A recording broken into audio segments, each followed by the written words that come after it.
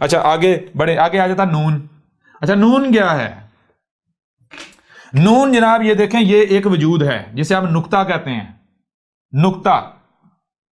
اب یہاں سے آپ نے سفر شروع کیا، واپس آپ اسی پر آ جائیں گے. یعنی نون کہتے ہیں یہ ایک ہی وجود ہے اور خود ہی اور کچھ ہے ہی نہیں. یہ وجود خود ہی ہے اور کچھ ہے ہی نہیں، یعنی کائنات خود ہی. یعنی نون اس لیے جہاں بھی نون ہے اس کا ترجمہ یا معنی ہم کیا جاتا ہے. ہم کا مطلب یعنی ہم معنی کیا؟ یہ کائنات کہہ رہی ہے میں ہوں اور کچھ ہے ہی نہیں. کلیئر ہو رہا نہیں ہو رہا؟ یعنی نون کا معنی ایک ہی وجود ہے.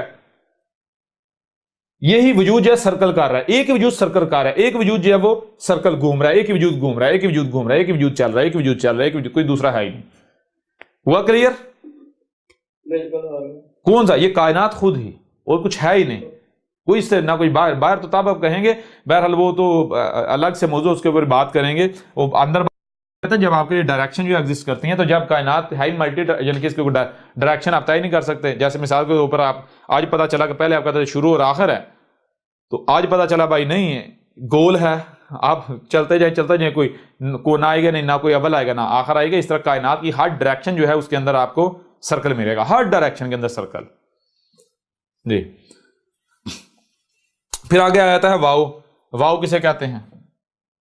گول والا، یعنی گول والا جو دائرہ ہے، یعنی شے، کسی بھی شے کا وجود کا اظہار کر رہا ہے، اور ساتھ میں جسے آپ زیر کہتے ہیں، زیر لگاتے ہیں، جسے پیش کہتے ہیں. پیش اور واو ایک چیز ہوتی ہے، یہ ذہن میں رکھنا ہے، ٹھیک ہے نا. جب واو کسی بھی شے کے اوپر ڈالنا ہو تو وہ چھوٹا کر کے، یعنی جسے آپ کہتے ہیں پیش. پیش اور واو دو الگ الگ چیزیں نہیں ہیں، پیش اور واو ایک ہی چیز ہے. اور یعنی کہ یہ واو یا پیش کا معنی کیا ہوتا ہے؟ ایک وجود. کون سا وجود؟ کہ جو آگے فیوچر میں جا رہا ہے، ٹھیک ہے نا.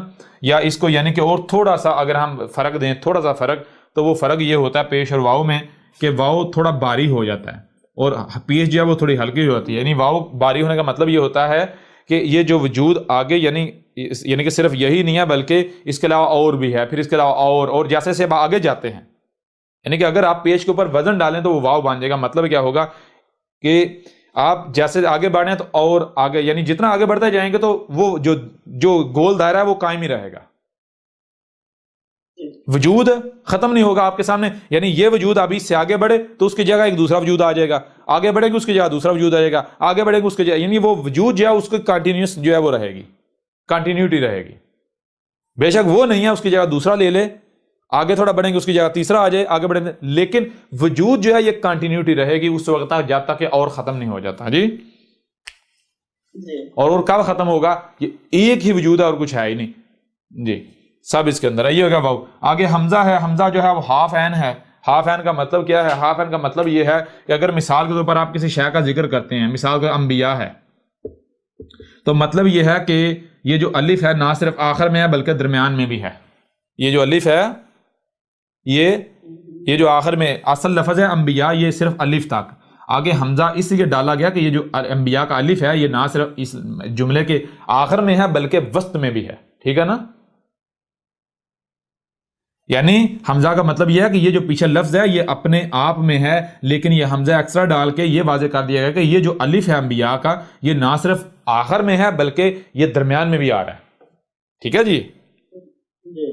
صرف اس کی یعنی کہ یہ مقصد ہے. یہ حمزہ یوں سمجھے آدھی این ہے، آدھی ہاف این، ٹھیک ہے نا جی. پھر آگے گول والی ہے آ جاتی ہے. گول والی ہے کو دو طریقے سے لکھا جاتا ہے. یہ گول والی ہے اور ایک یہ ہو گئی. یہ دونوں کا معنی ایک ہے، صرف لکھنے کا فرق ہے. معنی کیا ہے؟ گول والی ہے کہتے ہیں کہ کوئی بھی شے، کوئی وجود جو ہے اس کا اظہار، کوئی بھی وجود جو، کوئی شے جو ہوتی ہے، کوئی بھی وجود، ٹھیک ہے نا.